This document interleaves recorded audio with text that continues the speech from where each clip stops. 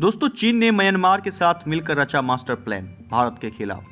आखिरकार चीन की जो मंसूबे थे उसको कामयाब करने के लिए म्यांमार दे रहा है साथ। हेलो दोस्तों, मेरा नाम है राजीव और आप लोग देख रहे हैं टुडे हिंदुस्तान न्यूज। जैसा कि आप लोग जानते होंगे कि म्यांमार की इन दिनों तख्ता पलट होने की वजह से सारा कंट्रोल वहां की आर्मी के हाथों में चला गया है और वहां के जनरल ने वहां का सारा बागडोर अपने हाथों में ले लिया है और अपना तानाशाही पूरे देश भर में वो फैला रहे हैं।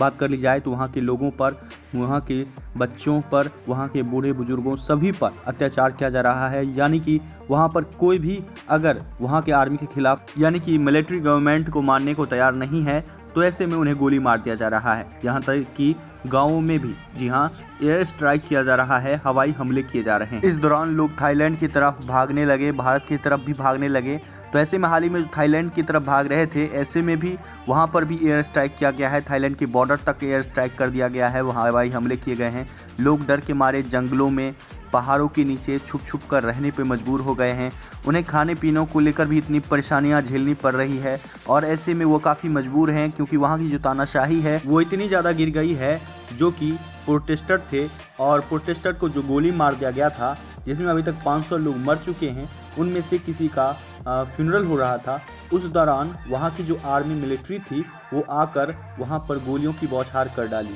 जी हाँ, और उससे भी पीसफुल नहीं होने दिया। और ऐसे दोस्तों बात कर ली जाए तो वहाँ के लोग भाग रहे हैं, उन्हें कोई रास्ता नहीं नज़र आ रहा, यहाँ तक कि कोई भी कंट्री उनका साथ भी नहीं दे रहा है। दोस्तों बात कर ली जाए तो भारत की ओर आंखें बिछाकर वो भी बैठे हुए हैं और भारत की ओर निगाहें बिछाए हुए हैं। वहीं दूसरी तरफ भारत के खिलाफ शतरंज पर चालें चली जा रही है। जहां चीन मोहरा बनाकर म्यांमार का इस्तेमाल कर रहा है, वहां के जो जनरल हैं उनको अपने साथ मिलाने की कोशिश और भारत के खिलाफ इस्तेमाल करने की कोशिश की जा रही है। आपको पता होगा कि भारत के पड़ोसी मुल्क के तौर पर म्यांमार को भी जाना जाता है और पड़ोसी मुल्क होने की वजह से, जी हाँ, चाइना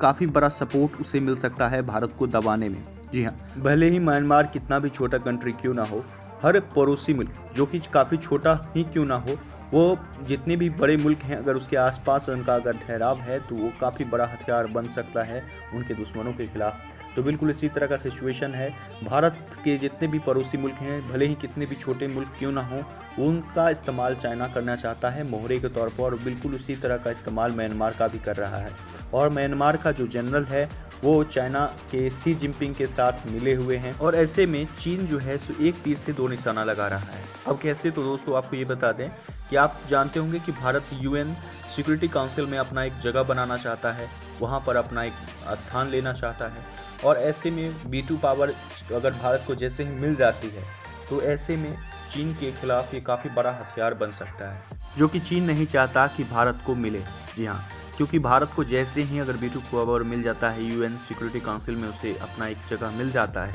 तो ऐसे में हो सकता है कि चीन अगर कोई भी कार्रवाई करता भी है तो भारत उसे एक सिरे से खारिज कर देगा।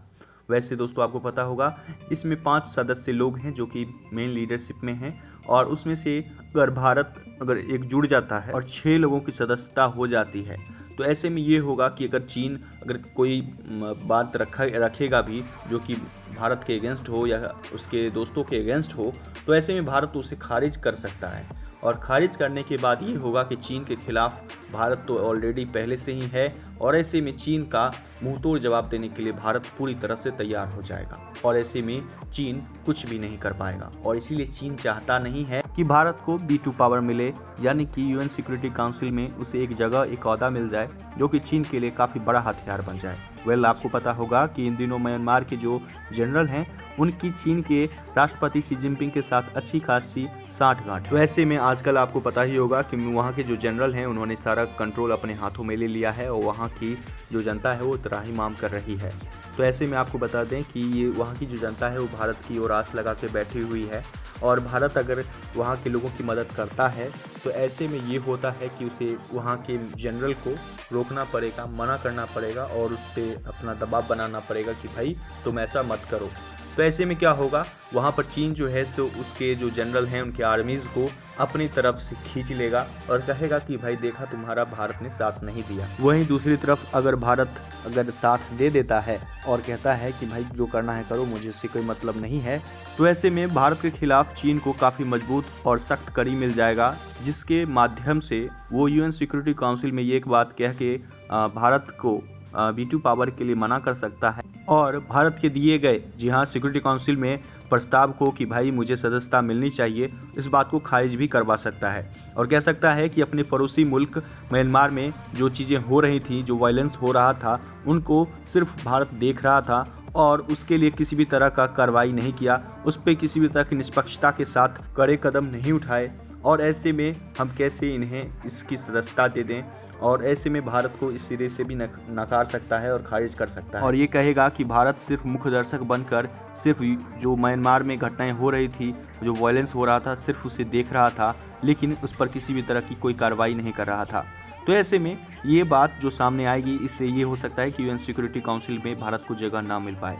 तो दोस्तों इस तरह से चीन ने दोहरी चाल चली है। दोस्तों अब इस सिचुएशन में देखना काफी दिलचस्प होगा कि भारत को क्या करना चाहिए। वैसे दोस्तों आपका क्या कहना है, इस सिचुएशन में भारत को किस तरह का कदम उठाना चाहिए? नीचे कमेंट्स में अपनी ओपिनियन जरूर शेयर कीजिए। साथ ही दोस्तों अगर आप इस चैनल पर नए विजिटर हैं तो चैनल को सब्सक्राइब कीजिए और साथ बने रहिए।